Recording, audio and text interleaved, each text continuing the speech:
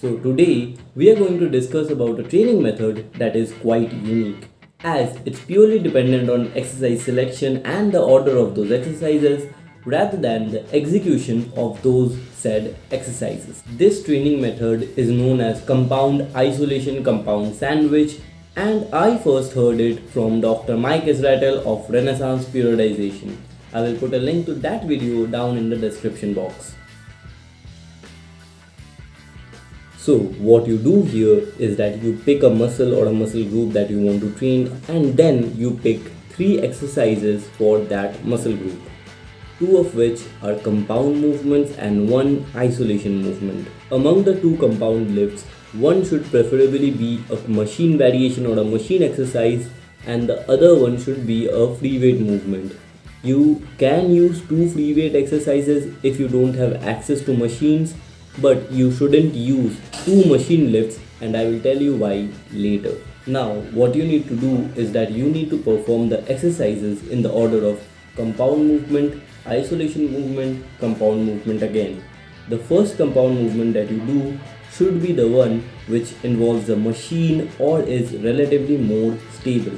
Then you do the isolation movement, and then you finish off the workout with a compound movement which is slightly less stable than the first one. For the first exercise, you wanna pick a compound movement which allows you to use a decently heavy amount of load while having low stability demands. So a Smith machine or any other machine works great for this, and if you don't have access to machines and have to use free weights instead, use barbells rather than dumbbells here.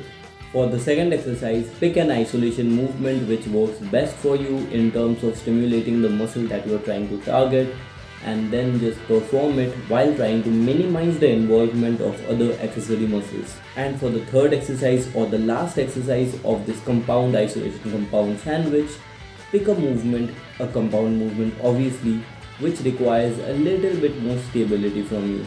So in other words, you're most likely gonna be using a dumbbell variation or a body weight variation sometimes. So for example, let's say you want to use this training method for your chest. What I do is that I start with Smith machine incline bench press, then move on to cable flies, and then finish off the workout with flat dumbbell bench press. Or if you want to use this method for your quads, starting your workout with a leg press, then moving on to a leg extension, and then finishing it off with some barbell back squats or even body weight back squats will be a good idea. Well, to be honest, it won't be a good idea as your quads take a lot of recovery time. So using this method for your quads or any big muscles, especially your legs, will probably be overkill. But now comes the why. Why are we doing these exercises in this particular order? If pre-fatigue was the goal, then wouldn't it make more sense to do the isolation movement first, then the 2 compound movements? Well, you're right. Doing the isolations first would have made the most sense if pre-fatigue was our sole goal here, which it clearly isn't. Our goal here is to stimulate the muscle as much as we can. Pre-fatigue is just a part of that equation. And that's exactly why we started with a movement which allows you to use heavier loads, as more often than not, these will be the movements with the most raw stimulus magnitude.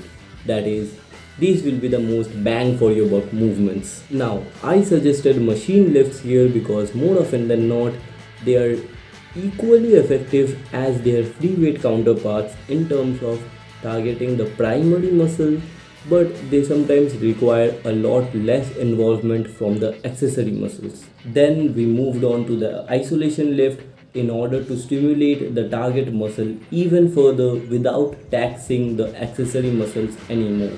Then we finished off the sandwich with a less stable compound movement like the dumbbell bench press, as it requires much more stability, so it demands your chest, shoulders and triceps to work together synergistically. Now, keep in mind that at this point in your workout, your accessory muscles are still relatively fresh here, but your target muscle is not at all fresh. So if you fail on the lift, let's use the dumbbell bench press as an example again. If you fail on the dumbbell bench press, it is much more likely that your chest is the muscle that is failing or is closer to failure than your shoulders or triceps, hence making the target muscle the limiting factor. Now, why did I say that you shouldn't use two machine lifts for this method? Let's say instead of using the flat dumbbell press as the last exercise, you use the machine chest press instead. What would have happened is that you would have been able to grind through failure which happened in the dumbbell bench press by just using your shoulders and triceps in the machine chest press here. Yes, your chest would have been active a little bit, but for machines, you can grind through failure by just tweaking your form a little bit. That was basically the exercise selection and the exercise placement part of this method. Now, there are no definite set and rep schemes for this method. However, the volume tolerance will be dependent on your own personal volume tolerance, and I personally like to do 6 to 8 reps for the first heavy compound movement and 10 to 15 reps for the other two. So, yeah, that was all for this training method. Let me know if you liked the concept or not in the comment section, and I will see you in the next one.